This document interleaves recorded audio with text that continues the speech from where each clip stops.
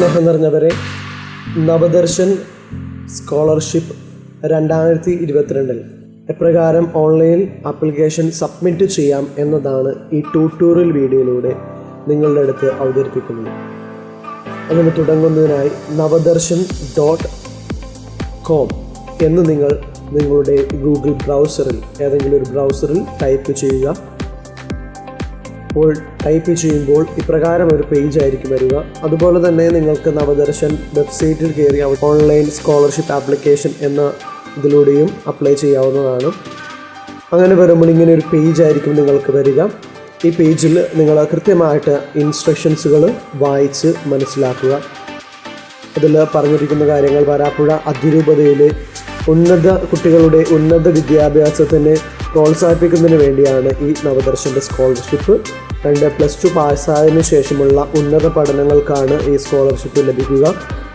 മൂന്നാമതായിട്ട് നവദർശൻ സ്കോളർഷിപ്പ് 2022 അപേക്ഷകൾ ഓൺലൈനിൽ സമർപ്പിക്കേണ്ടത് ഓഗസ്റ്റ് 1 മുതൽ 31 വരെ ആയിരിക്കും. അതിനുശേഷം ലഭിക്കുന്ന ഒരു അപേക്ഷകളും സ്വീകരിക്കുന്നതല്ല. നാലാമതായിട്ട് ആദ്യമായി സ്കോളർഷിപ്പ് അപേക്ഷിക്കുന്നവർ +2 മാർക്ക് ലിസ്റ്റിൻ്റെ കോപ്പിയും അതുപോലെ തന്നെ റിന്യൂവൽ നടത്തുന്ന മറ്റുള്ളവർ കോഴ്സിൻ്റെ അതാത് വർഷത്തെ semester mark list, course certificate, bank details, photo എന്നിവ കരുതി വെക്കേണ്ടതാണ്. അപ്ലോഡ് ചെയ്യുന്ന ഡോക്യുമെൻറ്റ്സ് ഒരിക്കലും 2 MB കവിയാൻ പാടുള്ളതല്ല. അതുപോലെ തന്നെ സ്കോളർഷിപ്പ് സബ്മിറ്റ് ചെയ്യുമ്പോൾ ഏറ്റവും അവസാനം ലഭിക്കുന്ന ഒരു ജനറേറ്റർ ID ഉണ്ട്. അത് നിങ്ങൾ എഴുതി സൂക്ഷിച്ചു വെക്കുക. അത് പിന്നീടുള്ള റെഫറൻസിന് നവദർശന ഓഫീസിൽ പിന്നീട് എത്തിക്കേണ്ടതായിരിക്കും. അതുപോലെ തന്നെ സ്കോളർഷിപ്പിന് അർഹരാകുന്നവരുടെ ലിസ്റ്റ് നവംബർ മാസം ആദ്യത്തെ ആഴ്ചയിൽ നവദർശൻ വെബ്സൈറ്റിൽ പ്രസിദ്ധീകരിക്കുന്നതാണ്. അതുപോലെ തന്നെ സ്കോളർഷിപ്പ് എന്തിനൊക്കെയാണ് ലഭിക്കുന്നത് എന്നതാണ് കൂടുതൽ കാര്യങ്ങൾ അതിൽ എഴുതിയിരിക്കുന്നത്. നവദർശനെക്കുറിച്ചുള്ള എന്തെങ്കിലും സംശയങ്ങളുണ്ടെങ്കിൽ ഈ navadarsan@gmail എന്ന മെയിലും അല്ലെങ്കിൽ ഫോൺ നമ്പറുകളായിട്ട് താഴെ കൊടുത്തിരിക്കുന്ന നമ്പറുകൾ നിങ്ങൾക്ക് ഉപയോഗിക്കാവുന്നതാണ്. ഇനി നമുക്ക് എപ്രകാരമാണ് ഇത് അപ്ലൈ ചെയ്യേണ്ടത് എന്ന് നമുക്ക് നോക്കാം. അതിനായിട്ട് നിങ്ങൾക്കിവിടെ കാണുന്ന ഈ മഞ്ഞ ബോക്സിൽ നിങ്ങളുടെ ബെനിഫിഷ്യറി ID, അതായത് നിങ്ങളുടെ നവദർശൻ പാസ് ബുക്കുമ്പോൾ ID നമ്പർ എന്ന് പറയുന്നുണ്ട്. അപ്പോൾ നിങ്ങൾ അതടിക്കുമ്പോൾ തന്നെ അതിൻ്റെ മാച്ചായ നമ്പറുകൾ കമ്പ്യൂട്ടർ നൽകുന്നുണ്ട്. അപ്പോൾ നിങ്ങളുടെ ഏതെങ്കിലും ഒരു നമ്പർ നിങ്ങൾ അടിക്കുക. അപ്പോൾ നമുക്ക് അടിക്കാവുന്ന നമ്പർ നമ്മൾ അടിക്കുന്നു. നമ്മളൊരു നമ്പർ അടിച്ചു, നമ്മളത് സെലക്ട് ചെയ്തു. സെലക്ട് ചെയ്തപ്പോൾ ഇപ്രകാരമാണ്: sorry, you are not eligible for further enquiry, contact Navadarshan office. കാരണം മിനിമം ഡെപ്പോസിറ്റ് 3600 രൂപ ഇല്ല എന്നാണ്. അപ്പോൾ അതുകൊണ്ട് നിങ്ങൾ എലിജിബിൾ അല്ല എന്നാണ് ഇതിൽ കാണിക്കുന്നത്. ഇങ്ങനെയാണ് വരുന്നിരുന്നെങ്കിൽ നിങ്ങൾ എലിജിബിൾ അല്ല. എന്തെങ്കിലും സംശയങ്ങളുണ്ടെങ്കിൽ നവദർശൻ ഓഫീസുമായി നിങ്ങൾക്ക് ബന്ധപ്പെടാവുന്നതാണ്. അടുത്തത് നമ്മൾ നമ്പർ അടിക്കുമ്പോൾ നമുക്കിനി ചെക്ക് ചെയ്യുമ്പോൾ ഒരു നമ്പർ അടിക്കുന്നു. ഈ നമ്പറിൽ നമുക്ക് നവദർശൻ സ്കോളർഷിപ്പ് എലിജിബിലിറ്റി ചെക്കിൽ നിങ്ങളത് ഓക്കെയാണ്. അങ്ങനെയെങ്കിൽ അവിടെ ഒരു അപ്ലൈ നൗ എന്നൊരു ബട്ടൺ ഉണ്ടാവും. അതിൽ നിങ്ങൾ ക്ലിക്ക് ചെയ്യുക. ക്ലിക്ക് ചെയ്യുമ്പോൾ ഇങ്ങനത്തെ ഒരു പേജ് ആയിരിക്കും വരിക. അപ്പോൾ നിങ്ങളുടെ ID ഓൾറെഡി നിങ്ങൾക്കുണ്ട്, കുറച്ച് കാര്യങ്ങളൊക്കെ പൂരിപ്പിച്ചിട്ടുണ്ട്. അപ്പോൾ അതിനു മുമ്പ് നിങ്ങളുടെ ജെൻഡർ എന്താണ് എന്ന് സെലക്ട് ചെയ്യുക. ജെൻഡർ ഫീമെയിൽ, പാരൻറ്റിൻ്റെ നെയിമുണ്ട്, ഇമെയിൽ അഡ്രസ്സ് നിങ്ങൾ ടൈപ്പ് ചെയ്ത് കൊടുക്കുക. ഫോൺ നമ്പർ ടൈപ്പ് ചെയ്ത് കൊടുക്കുക. വാട്സപ്പ് നമ്പർ ഏതാണ് വാട്സപ്പ് നമ്പർ. പിന്നെ ഈ ആപ്ലിക്കേഷൻ സ്റ്റാറ്റസിൽ വരുമ്പോൾ നിങ്ങൾക്ക് കാണാവുന്നതുപോലെ ആപ്ലിക്കേഷൻ സ്റ്റാറ്റസിൽ ഫ്രഷ് ആണോ എന്ന് പറയുന്നത് നിങ്ങൾ ആദ്യമായിട്ടാണോ നവദർശൻ സ്കോളർഷിപ്പിൽ അപ്ലൈ ചെയ്യുന്നത്. ഇപ്പോൾ +2 കഴിഞ്ഞതിന് ശേഷം ആദ്യമായിട്ടാണോ, അല്ലെങ്കിൽ നിങ്ങൾ കഴിഞ്ഞ വർഷങ്ങളിൽ നിങ്ങൾക്ക് കാശ് ലഭിച്ചിട്ടുണ്ടെങ്കിൽ, സ്കോളർഷിപ്പ് ലഭിച്ചിട്ടുണ്ടെങ്കിൽ അതിൽ ആ ഫ്രഷ് മാറ്റി റിന്യൂവൽ കൊടുക്കുക. അപ്പോൾ ഫ്രഷ് ആണെങ്കിൽ നിങ്ങൾ ഫ്രഷ് കൊടുക്കുക. ആദ്യമായിട്ടാണ് നിങ്ങൾ അപ്ലൈ ചെയ്യുന്നതെങ്കിൽ, രണ്ടാമതാണ് നിങ്ങൾ അപ്ലൈ ചെയ്യുന്നതെങ്കിൽ റിന്യൂവൽ കൊടുക്കുക.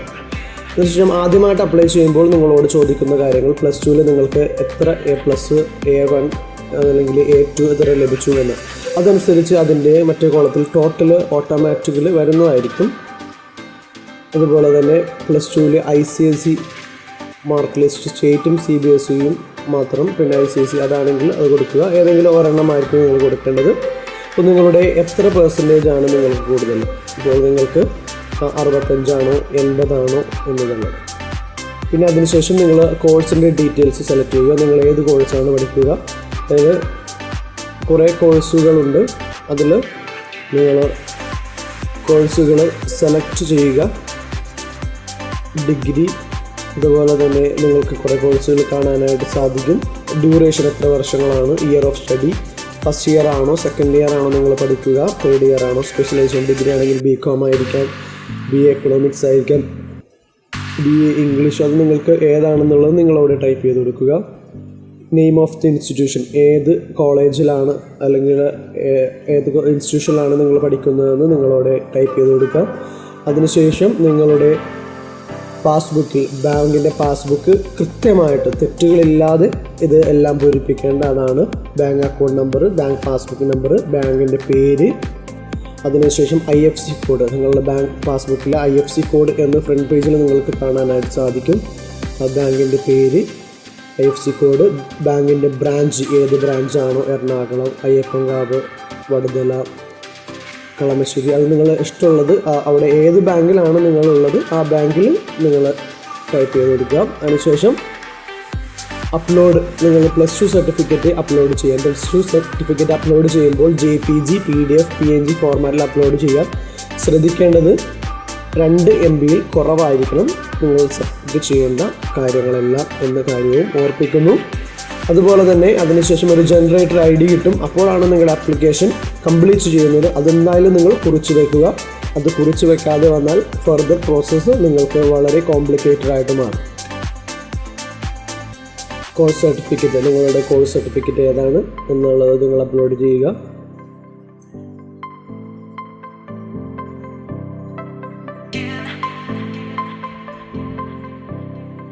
അതിനുശേഷം എല്ലാം അപ്ലോഡ് ചെയ്തതിനു ശേഷം ഇപ്രകാരമാണ് വരുന്നതെങ്കിൽ നിങ്ങൾ എന്തോ ഒന്ന് മിസ്സായി പോയിട്ടുണ്ട്. കാരണം നിങ്ങൾ അപ്ലോഡ് റിക്വയർമെൻറ്റ് ഡോക്യുമെൻറ്റ്സ് വരുന്നില്ല.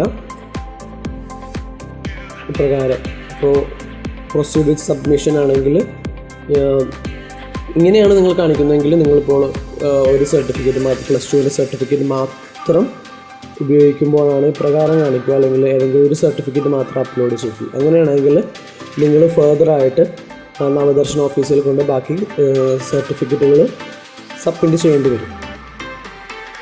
അല്ലെങ്കിൽ നമ്മൾ പ്രകാരം സബ്മിറ്റ് ചെയ്യുമ്പോൾ കറക്റ്റായിട്ടുള്ള സബ്മിഷനിൽ നിങ്ങൾക്ക് ഇങ്ങനെ ഒരു ID ലഭിക്കുന്നതായിരിക്കും. ഈ ID എന്തായാലും നിങ്ങൾ കൃത്യമായിട്ട് എഴുതി വെക്കേണ്ടതാണ്. ഈ ID നിങ്ങൾ കൃത്യമായിട്ട് എഴുതി നോട്ടിഫിക്കേഷൻ ചെയ്ത് വെക്കേണ്ടതാണ് എന്ന കാര്യവും ഓർപ്പിക്കുന്നു.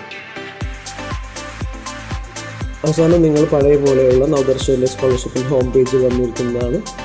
ഇങ്ങനെയാണ് Navadarshan online scholarship form fill ചെയ്യേണ്ടത്. എന്തെങ്കിലും സംശയങ്ങളുണ്ടെങ്കിൽ navadarsan@gmail.com എന്ന മെയിലിലേക്കോ താഴെ കാണുന്ന ഫോൺ നമ്പറിലേക്കോ നിങ്ങൾക്ക് വിളിക്കാവുന്നതാണ്. Thank you very much.